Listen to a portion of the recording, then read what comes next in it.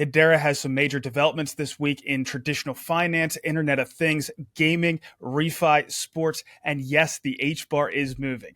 Welcome back. I'm Brandon, the HBAR Bull, here once again to bring you the latest in the Hedera ecosystem. But as always, none of this is financial advice. Use it for entertainment or educational purposes only. So the first thing we're going to get into is something that we covered a little bit earlier this week in a flash update, and it's the potential for HBAR to be listed in ETFs here in the United States. First, Canary Capital, who had already launched an HBAR-backed trust product, filed an S-1 with the SEC to get approval for a standalone HBAR ETF. We also had HBAR included in the Coinbase 50, a newly launched index of the top 50 crypto assets, and HBAR was included in that list. At this point, HBAR is sitting at number 38 on the CoinMarketCap list, but when the list launched, it was right around 50, and people were unsure if HBAR was going to be included. We do have to consider, though, that things like stablecoins and wrapped products like wrapped Bitcoin or ETH are not going to be included, so HBAR safely made it into the index. What's so exciting is this index will likely be the basis for the first basketed crypto ETF that has the potential to be very popular with more passive investors, which means passive inflows into HBAR, inflows that could be significant.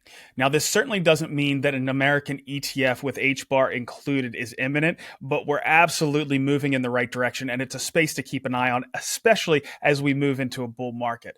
The next thing I want to cover is around WiseSat and WiseKey. We've been talking about those teams for a while, but we haven't talked about them in several months. Just for anybody that is unaware, WiseSat is a subsidiary of WiseKey, and they have already launched 17 Pico satellites using SpaceX that are in orbit that are specifically designed for Internet of Things, smart cities, autonomous vehicles, and so forth. And Carlos, their CEO and co-founder, is the man we can thank for one of the quotes that I often use, and that is, of course, we want to onboard the next billion users, but we also want to onboard the next trillion objects into the Web3 space. And they have some really exciting developments. Number one, in January, they're going to add to that satellite constellation. Again, using SpaceX, they're going to launch their second generation of Pico satellites into orbit. They've also made some inroads with the Swiss Army, who has the potential to be a big user. And the last thing, as if that wasn't enough, is they're going to launch a phone called the Sealphone. In a post, Carlos said, in an exciting development in the tech world, WiseKey is set to launch Sealphone, a groundbreaking Web3 compatible smartphone with advanced security features tailored for cryptocurrency enthusiasts. And if you want to do a deep dive, you can go check out the interviews I did with Carlos a few months back. But as a quick recap of what they're doing with Hedera, of course, if you are introducing Web3 into Internet of Things, you want to do it because those objects need to be transactional. They need to be able to transfer value between one another.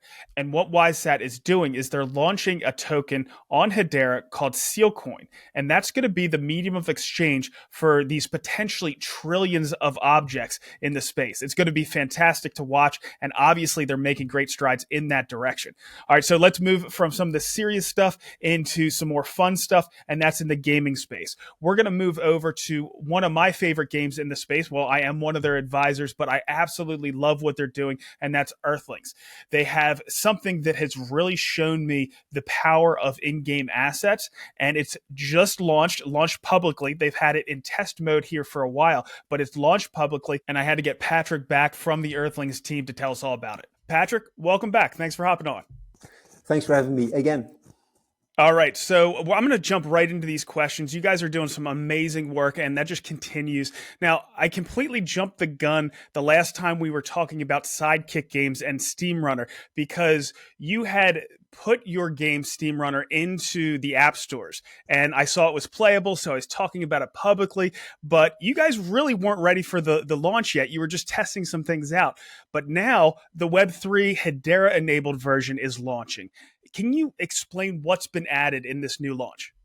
Yeah, and we didn't blame you a second because it was live and our community knew it as well. But that's the Discord community indeed. We didn't do an X post just yet because we wanted to get some glitches out and some last minute features. But also the App Store for iPhone always gives me a headache by then all of a sudden saying, hey, we're gonna do it like this, and then you need to re-update a lot of stuff. So yeah, there were some things that we were still finalizing, and yeah, you made it known to the world. It was funny to me, just going a bit sideways here, Brandon, sorry, to see that some people still think or seem to think that it is our main game and that we've shifted away from the main game. Nothing less is true. It's still an add-on game that we made on the site for the community to earn some Steam already, some early Steam utility. So after you did the pre-announcement, we added some stuff. We added, for instance, the avatars that you can own already, Banks, Pepper, Finn, all these characters that are already an NFT. Because if you now own them, you can play with these avatars in the game. You can also try and run for the in-game water token and try to, if you run enough, try to collect enough tokens to buy it in the game, but then it won't be an NFT, just to make that clear to people. So there is a difference there. So that's something that we added. And with these avatars, some are faster, others are slower. I play with the slowest ones because I get to level 7, 8 maybe on a good day. But yeah, so that's where we are now. All right, so you're integrating these NFTs that you've been minting for a while. You've had plenty of engagement from your community. Now, as soon as I had the ability to use these avatars, these NFT avatars, I had Mr. Banks and I had the one that comes just kind of stock, but I had to buy Kaya and Finn because they had some additional features. You were talking about them. Some of them slide further, some of them can jump further, their speeds, things like that. And it was the first time that the power of gaming NFTs really hit me. Why is the first instance of this NFT integration a really big milestone for you and the Earthlings team? Well, it's as you said, actually, it is the first integration, and it's always a bit exciting because, well, you test it out, and luckily it was not as hard as we thought. So that is something. Well, I'm not a programmer, but luckily it's on your host desk. But I stress about it. Is it going to be hard or not? And then finally, when it's done, and also with PJ, one of our lead programmers, it wasn't that hard. So that was actually one of the easiest things to do because of the technology that Hedera has to offer and how easy for a good programmer it is to adapt. Yeah, it is cool because not only can you use them in these add-on games, but also later on they will be integrated in the main game, of course. And that's one of the features that comes with these NFTs, of course, that you can just pick them up from your wallet, drag them into another game and use them there as well. So, by the way, you mentioned Kaya. Kaya is too fast for me. I play with Finn because I hit my head into everything. But yeah, so for us, it was a milestone, but not a milestone that we worried about not getting done because it's very doable in Hedera. And really, while building on Hedera and integrating it, I really still don't see why not more projects are onboarding to Hedera actually, because it's really so easy. So you talked about the avatars, and that's really obvious, how they have different features and things like that. But you guys have a lot of other NFTs out there as well. Are there going to be any things that are added, and you gave me a hint on this before, that are going to be useful within the Steamrunner game?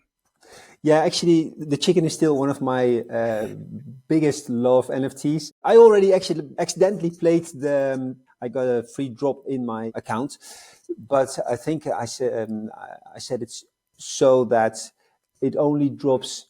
There's a small chance that you get the chicken pin. So what I want to do is add the chickens to the collection as well, so that if you order chicken, then you can drop the chicken and walk along with you in the game. Not everyone saw it yet. Maybe I need to make a video of that actually. But yeah, the chicken runs next to you, and when a wolf comes, then it's the chicken that's gone, not you. So I'm looking forward to adding the chicken pin. But we're only doing 2 weekly updates now, small updates on the Steam Runner game because we need to build the main game as well, of course.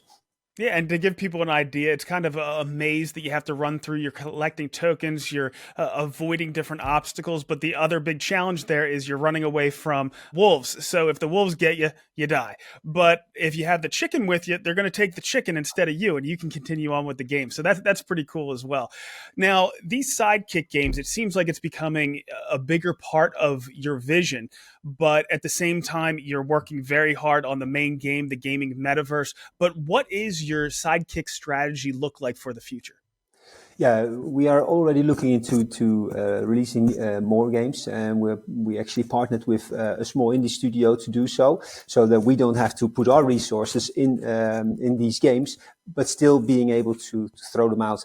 iPhone, the App Store is giving me a headache with all the changes they make and how difficult they make it to integrate NFTs in games. So we're also looking to other platforms like Telegram on releasing add-on games there. And I think that's also a great way to get Hedera more on the map, because through Telegram you get a bigger community. It is actually a third platform that you can launch on, and they don't make any fuss about integrating NFTs. So that is something that we're looking into now. But besides that, we will still also continue looking into releasing more games on other platforms as well. And one of the things that you mentioned is you can move your NFTs to one game or another, but that's all done very simply because all of those NFTs are in your account. So as soon as you log into a game with that account, all of those NFTs are automatically available to you if they have certain features in each one of those games, right? Yeah, so if we launch other games, or when we launch other games, I need to say, where you can log in through the main page. So there will be a main page for all these separate add-on games. Then we will have your info, of course, and through the wallet, because you will input the same wallet that you use for any other game that you're playing through our project. So then automatically these NFTs that you have will be released in these new games as well, if there is utility for them. Of course, every game will be a little bit different. So another question, you talked about adding additional games. How many per year once we get really rolling here, how many games of these casual version, these sidekick games, do you think you'll launch per year? Several, at least. I'm hoping at least three, and especially now that we have this partnership with this smaller indie studio, and we're building now in Unity as well.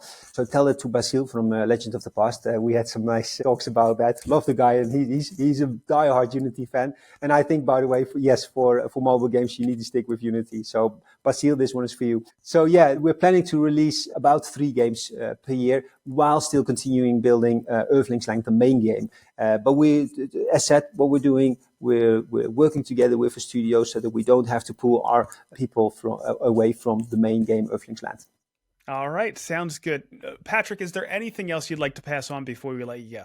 Yes, maybe some last words about the City Mint that's coming. By the time this is airing, the fact sheet will already have been posted on X, I think. So, and I encourage people to really look at the previews that we are showing, because not the whole city, that's a question, by the way, from many people, not the whole city, thousands of buildings are already built, because it's literally thousands of buildings, and there are only 1,000 city plots that you can own. So people think it's a city with 1,000 plots. No, it's way bigger, because the total city size is 5 by 5 kilometers. So it's an immense job. But a lot of parts of the city are ready. And as we said before in other interviews, what you see is what you get. So the previews that we are showing now are from the city that you will walk in when you own these plots, or when you don't have to own it, of course, to play the game. So the City Mint will be exclusively in Steam with our own Steam token. We haven't sold a single Steam yet, by the way. So, and all this Steam that we will get from this mint will go back to the royalties pool. So I think that is something worth mentioning. Patrick, well, we appreciate all the hard work you're putting into this. We appreciate you building all this on Hedera. Thank you and good luck. Thank you, and see you next time. I've been playing this casual game, Steamrunner, pretty much every day. If you want to get one of those avatars for the game, there are a few listed right now on Centex for Steam, and Steam is the native token and the in-game currency for Earthlings. There might be a few listed on there in HBAR as well, but they're also doing a giveaway. You just have to repost their announcement on X, tag a friend, and update your profile picture to one of those avatars. To create and link a Hedera account so you can use your avatars, open your Hashpack wallet where you have those NFTs, then go over to the dApps tab and scroll down to Earthlings or search for it and open their webpage. Then hit Login. Click Create New Account by email address, enter your email address, preferred username, and enter a new password. Then click Connect Hedera Wallet. Choose your account and connect. Then you can log into the Steamrunner app with the same login and your avatars will be available to play. So enjoy Steamrunner for now, but as Patrick mentioned, they're going to be launching more of these sidekick games before too long, and the in-game assets like the avatars are going to be useful in all of these different games. And hopefully next year they're going to be launching their full gaming metaverse, and it looks like that's going to be absolutely amazing. Now let's shift over to another serious subject. Hedera has a governing council meeting that's going on right now down in Miami. They had an event they called the Hedera Forum, hosted by my favorite crypto journalist, Rachel Wolfson, that included speakers like Charles Adkins, Leemon Baird, and H-barbarians like Mei Chan and Jim Nasser. I didn't see Hedera co-founder Mance on the initial speaker list, but from the post I've seen on social media, he had a featured spot as well. It sounds like some big things are going on in that meeting, but we don't have the details yet. But hopefully we'll be able to get those from Rob Allen next week in Shark Bites when he finally returns for another episode. There was also a Hedera Regenerative Finance meeting in Baku, that's the capital of Azerbaijan. This was alongside the climate conference at COP29. We know that Hedera's infrastructure for tokenizing carbon credits is leading the space, but what we saw come out of this event underscores that point. First, the Hedera Refi Forum featured a panel with 3 of the 4 Big Four accounting firms, Deloitte, KPMG, and PCW, which are massive players in the climate space. The registries are also really important. There are 4 big ones: Verra, Gold Standard, the Climate Registry, and the American Carbon Registry.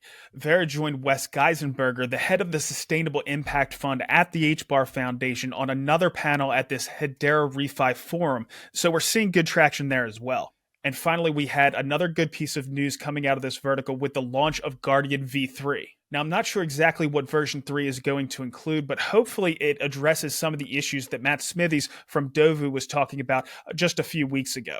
So now let's move from Azerbaijan to India. We have IIT Madras. They are one of the Hedera Governing Council members out of India alongside Tata Communications, and they're launching a venture studio with the Hashgraph Association. And one of the things that was announced is this venture studio is going to help 12 teams that are coming out of India's #1 university for engineering. And up next, we have a really good interview for you. It comes from what we were calling Fresh Supply Co., but now they're going by FSCO. I'm not sure if this is going to be official, but I did hear David, their CEO, who is the subject of this interview, he did mention the financial services company. And of course, FSCO is well known within the Hedera space because they have moved a lot of the users, including themselves, from MasterCard provenance over to Hedera. They've also integrated payments into that system as well. But what they're working on now is really interesting. It's coming with a consortium of banks. But let's listen to what David has to say. David, welcome back. Thanks for having me. Again, apologies on the delay. It was a really big week last week in Singapore. Lots of things happening. But thank you again for continuing your coverage of the Hedera ecosystem. Well, of course, you had that huge announcement last week, and that's what we're going to be digging into. To start, Can you tell us what the Digital Asset Alliance is and what its goals are? Well, the Digital Asset Alliance is a consortium of banking and regulated financial institutions. It's the governance layer. We're the technical provider. However, the users of the stablecoin, which is the first product that's coming out. Number 2 will be basically a settlement layer where stablecoins can be swapped with multiple pairings. But really, it's about the governance and steering that we're going in the correct direction, right? So if we're going to have, for example, a stablecoin, what are the parameters around that stablecoin? Who's going to put up the capital, right? How are we going to monitor it's going to be there? How else is it going to be used? Are we just minting a stablecoin, or is it going to go into pairings, right? How do we engage with the regulator? In fact, the regulator will become a part of that. So the central bank will be a part of the DAA. So I suppose to sum it up in its most powerful sense, it is multiple banks that are giving their input and helping to uplift the quality of digital assets, particularly stablecoins, and the utilization across the Philippines. So these are banks and regulators, ourselves included. But everyone gets a say so. It's not me and some other bloke that just woke up one morning and said, hey, let's make a club, right? Yeah. This is every single bank had to go through compliance, risk. We needed to answer multiple questions around what is the thing that we're doing? What is our plan? How does it expose us to risk, et cetera, et cetera, et cetera. So it's a governance layer, right? And it is, yeah. Hope that answers that. Absolutely. Now, these banks that are involved, are they all in the Philippines? Are they all in Southeast Asia? How's the breakdown of that look? Currently all in the Philippines. Okay. So they range from commercial banks with 10 million plus users to savings banks to rural banks. And we actually think we're taking a really strong position on rural banks, right? They serve the regions, they serve regional areas. I mean, very much like kind of grandpappy banks in the US. Bank of Northwestern Arizona might have one or two branches. I'm just making that up, right? The name Bank of Upstate New York, et cetera, right? They actually provide a critical service to their communities and really have been kind of left out of, Web3 infrastructure, right, of stable coins, of digital money. And really, this is a strong statement around inclusion of a range of banks and bank types across Philippines. So we're starting with Philippines. We're not going to go a mile wide, inch deep. We're, digging our heels in, and we're saying, okay, we're going to execute well. So there's roughly a half dozen now. We can only talk about the first 4 or so, but yeah, in the consortium. Right. Well, let's dig into that stablecoin. Obviously, it makes sense now of why you're going with PHPX, a Filipino peso stablecoin. Can you talk about that and then maybe get into those future products a little bit more? Are you going to have additional stablecoins in other currencies, or are you just going to be bridging or allowing trading between stablecoins that are already established in other jurisdictions and this PHPX? Well, let me start with why is this stablecoin different, right? So we're seeing a raft of US dollar denominated stablecoins, right? What do I expect to see? I expect there to be further fragmentation, which will lead to commoditization. A lot will die, and then there'll be a consolidation, right? That's just the way these tech cycles work. We're taking a position that's very different, right? So Circle, great company. There's lots of other companies issuing stable coins. We like the way Circle's done it, right? They've worked very well with the regulator. They've stayed, regulated institutions have been very comfortable using them. But even then, it's a private company. The difference with PHPX is they're all banks. So there's a difference, right? It's not me saying I have some money somewhere. These are reserves that are sitting in a bank. So the people that are collateralizing, or the individuals or entities collateralizing it, are banks, are regulated financial institutions, are beholden to the regulator, to the central bank. There's a big difference in terms of statement of quality and collateral. So that's one. But number two, you have to think about it. There has never been a stable, to the best of my knowledge, where multiple regulated institutions, it might be one bank, a bank might say, oh yeah, we like this, we're going to do a stable coin. They may be a very big bank. But again, to contrast what's actually happening, there are several banks adhering to a specific standard, specific contract, and our core infrastructure is going to be on Hedera, right? Low energy costs, quantum resistance, speed, et cetera, low carbon footprint. Yep. So that's one thing that I think we're moving it into is, of course, most money that's created is created by banks when they make loans. So having this kind of infrastructure makes perfect sense to me. So it sounds like, from what you said before, that Fresh Supply Co. is the technical partner in this.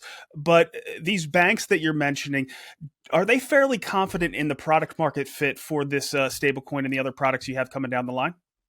I'll give a little bit more context. So FSCO is partnered in a joint venture with IANA, so the entity is Just Finance, right? Okay. There's a very specific reason. Again, if we want to play in the real world, you have to have licenses.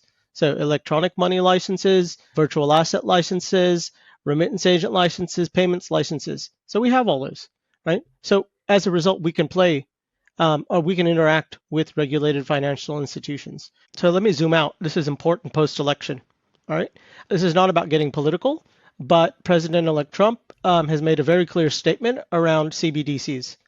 For the next 4 years, there will not be a government-issued CBDC.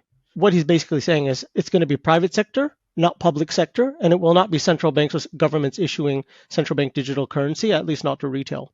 Not going to happen. In that case, stablecoins are going to be the instrument. This also goes back to a statement made by the Central Bank of England governor, I think about a month ago, which was you basically have 5 years.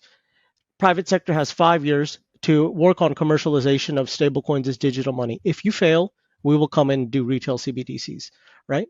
So again, there's a secondary validation. So we step out and say that's the macro. So product market fit. I'll say this.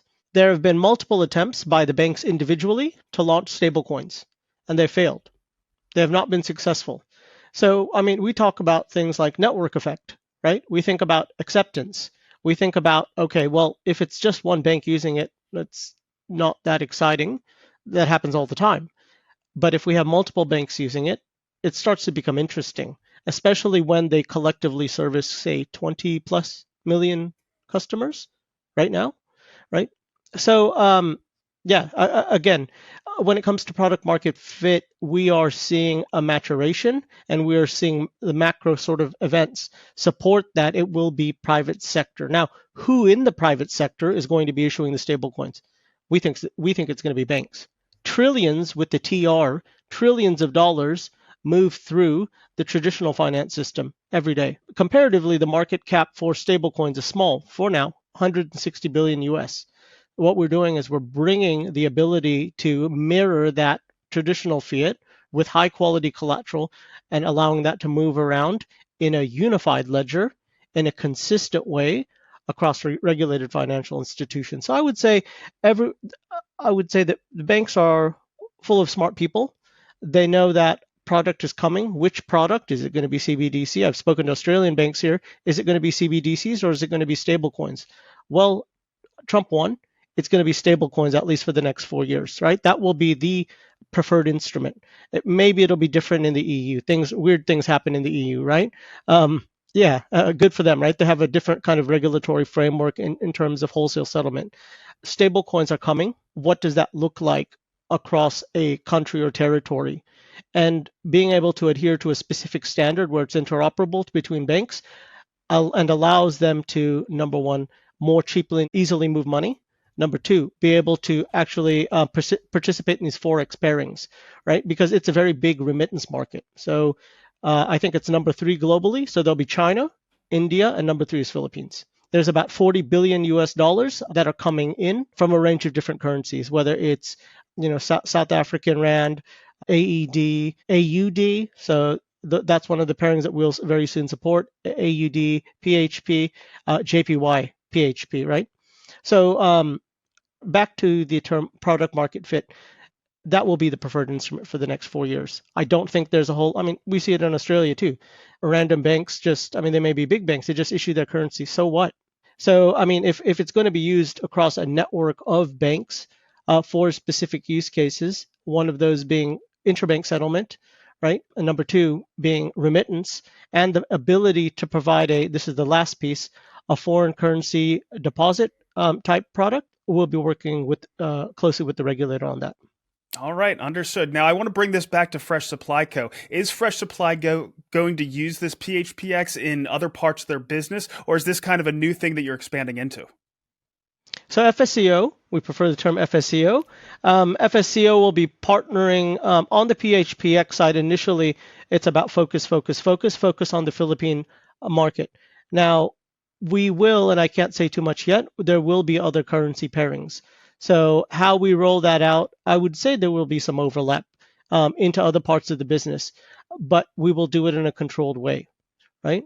Again, as you're aware, we work with MasterCard MTN, we work with other technologies and other parts of other types of institutions in different parts of the world, also some government work, right? So I would expect to see some of that, how would I say it tactfully? I think there would be some overlap. All right, that makes sense. All right, so from what I've seen on socials, you're becoming quite the Hedera bull. How do you see this digital asset alliance impacting the Hedera network? Number 1 is users. Number 2 is transactions by function of wallets, right? Remember, these banks need a solution for low cost, low energy, high security. Sound familiar, right? Requirements for their businesses. The ability to, again, support the infrastructure to support the use case. Yeah, do you think so? One of the most transacted NFTs is actually a Filipino credentialing for students there. Do you think Hedera could really get a foothold in, as far as wallets and things like that, and it become like the de facto Web3 layer there in the Philippines? It depends on your go-to-market. It depends on your go-to-market. So remember, I mean, I think there will be a way to reach retail by going B2B2C. I think it's the powerful thing is the adoption of a specific standard and all of those members seeing value in the utility and the technology selection, right? So it's low cost. Is it cheaper? They ask fundamental questions, right? For those who aren't technophiles, is it cheaper? Is it faster? Is it more secure? And can you provide it to me in a way that's easy to use? It's that simple, right? So remember, it's not a high wealth country. So if it's cheap to move money, if it gives a broader range of financial products that are available, and if we can do it in a sane and well-considered way with regulated institutions, I prefer that approach, right? We're more comfortable with that approach, right? Versus just, you know, freeballing it and just launching, freeballing it and just launching. Yeah, we'll just launch a random stable coin. We're good for it. Don't worry about it. It'll be awesome, right? That again, I have to reiterate, this is a considered approach going to market, and you know, for every partner that is coming into the Digital Asset Alliance and adopting the standard and supporting the distribution, risk has to go through it, compliance has to go through it, right? All these things have to, it's not that easy. So it's not like you just snap your fingers, hey mate, just join our club, right? You want to join our stablecoin gang? Yeah, that's not how it happens, right? So yeah. So this sounds like the right strategy to me. Is there anything else that you'd like to cover that we might have missed before we let you go? Well, two parts. I do think it's, yes, PHPX is the first part, but then those key critical pairings around, again, there are high cost transactions, whether you're going from Japanese yen or Australian dollar into PHP, it's expensive. So those are key pairings that we will look to. We're looking for partners, issuing partners of respectable money, respectable stable coins, and also in the future, looking at partnerships in the yield bearing space, right? And underpinning. So we're really pushing infrastructure for Web3 banking. That's what we're happening. So if you are in that space, feel free to reach out. If you're a regulator and interested, feel free to reach out. We'll have more to share. But again, we're kind of working with the adults in the room, right? And making sure that we don't disappoint. All right. Well, congratulations on the launch so far. And thank you so much for hopping on today and telling us about it. Thanks, Brandon. Cheers. And now let's get over to some fun stuff. We had Calaxy, which has Hedera at its base. They launched something called Worlds. And what Worlds allows you to do is pretty much your community, your team, your company can spin up their own application and have your icon on everybody's phone. You don't have to go to Facebook. You don't have to go to X. You don't have to go to Discord. You can pretty much spin up your own app.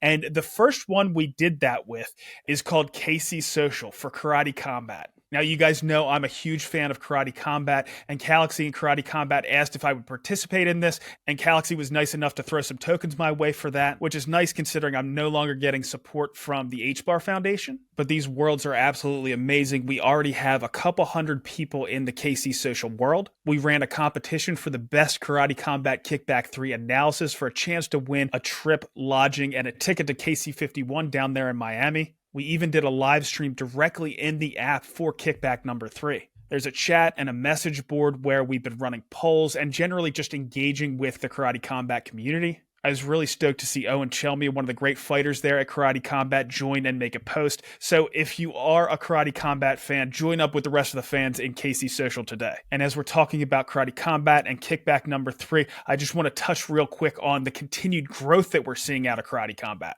So the first time Karate Combat launched up-only gaming was at Karate Combat 39, and there was only about 1,500 players. By Karate Combat 43, that had ballooned to 11,000. At Karate Combat 45, we were up to 65,000. And the previous record for unique players of Up Only Gaming at one of these events was back at Karate Combat 47. That was at Consensus several months ago. They hit 117,000 players. We saw a slight dip at Karate Combat 48 and 49 at about 95,000 players, but it started to recover again at Karate Combat 50, seeing just about 109,000. But Kickback 3 absolutely blew the doors off. We had 138,000 players. And I'm going to be down there at Karate Combat 51. We're going to try to get as many HBAR variants through on a live stream down there as possible, including the winner that we just had for that contest. I also want to give a huge shout out to Postmaster for winning his IFC fight at Kickback number 3. So hats off to Postmaster. He is a true HBAR variant. He had a dominant showing. He's winning the entire time. And he does have an NFT project on Hedera that is designed to help support Karate Combat fighters. So if you want to support him and you want to support the Karate Combat fighters out there, go check out Stickbug. It's certainly worth your time. Now let's move over to another Hedera NFT project that's absolutely killing it. We got Will back from Dead Pixels to tell us exactly what they launched this week. Will, welcome back. I saw you guys launched a pretty exciting product this week. Can you tell us about it? Thanks, Brandon. Good to see you. Yeah, so on Wednesday, we announced something we've been building up to for quite some time. We rolled out Ghost City and what we're referring to as the Forever Mint. The idea for this essentially came from looking at traditional trading cards and, really trying to dig in and try to figure out what makes them successful. And one thing that really struck us was the fact that with trading cards, collectors and community members just always have that option to open a pack. And for collectors, that's a magical experience, that experience of seeing what you get and always having that option. And, we realized that NFTs kind of face this big problem. There's this benefit to having a limited supply, but once an NFT project finishes minting out, that's it, they're done. And their community really never gets to experience that magic of minting unless they dilute the supply with more NFTs. So we were really excited to roll out basically what is our solution to that problem of not having mints anymore. And so we're calling it the Forever Mint. The process is fairly simple. It's simply we have a pool of NFTs sitting in a wallet that we've been referring to that wallet as Ghost City. And we've created this mechanism where people now have an option to mint out of that Ghost City wallet. And every time someone mints a random NFT that's sitting in that Ghost City wallet that has both common and rare ghosts, we receive the funds for those. And what we do to keep this a perpetual process is we take those funds and we go right back to the marketplace, buy another ghost and put it back into the Ghost City wallet. So in this way, it just keeps the system perpetual. And, we're pretty excited about it. We're excited that everyone gets to see it and start interacting with it now. This is what I love about the Hedera community and Hedera builders. They come up with these amazing innovations that seem like they can really have an impact across the entire space. But, how is this going to impact the rest of the NFT market in the Hedera space? Yeah, I like to think that it's going to be really impactful. I think there's a few key benefits that we're really interested in seeing. The first is just the increased volume that it can bring to the ecosystem. The fact now that someone who's new coming into the ecosystem has two options to engage now with our project. They can go to the marketplace and buy a specific NFT, or similar to card collectors that walk into a card shop, they can pick the card that's behind the glass counter that they want to pick specifically, or they can just pick, I want to open a pack.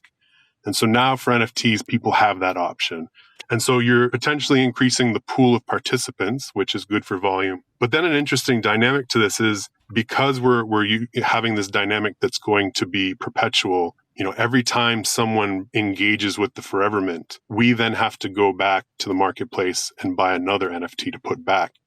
So you're essentially doubling the volume. And for any ecosystem, that's good. And potential collectors, they want to see an active community that has volume. And so again, like having a system where every time someone engages with it, it acts as double volume compared to just one single purchase on the secondary marketplace, that's exciting. And then beyond that, what we announced on Wednesday was that we were collaborating directly with the marketplaces and ecosystem partners on Hedera to make this available to all NFT projects, which to us, again, like if this is something that can help us with volume, help with additional participants, now making that available to all projects, hopefully that's something that then, it just continues to bring more engagement with the Hedera NFT ecosystem. So yeah, we're excited. We're really glad that it's out there now, and excited to kind of continue to see how this progresses.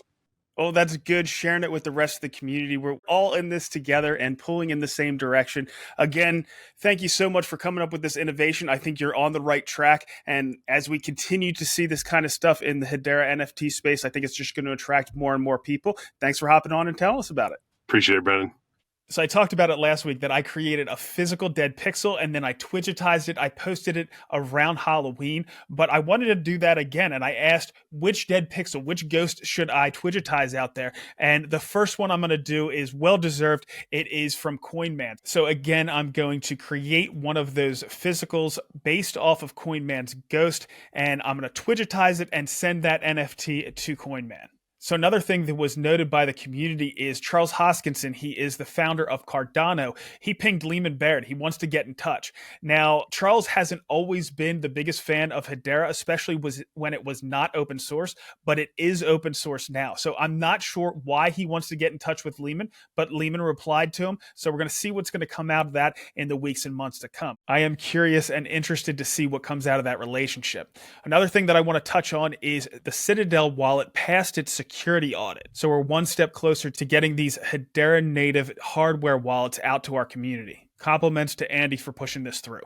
And one more thing before we move on to a quick network analysis and then on to the HBAR market is the Bank Social team has launched staking for their BSL token. So anybody that's holding that BSL token, certainly check out the opportunities around that. Now let's take a look at what's going on with the network. Transaction volume has remained in the single digits for the most part. We created 49,000 accounts this past week, had 600,000 NFT transfers, and 32,000 fungible token transfers. We're going to save DeFi for Brady next week. We've settled on doing DeFi Corner every other week.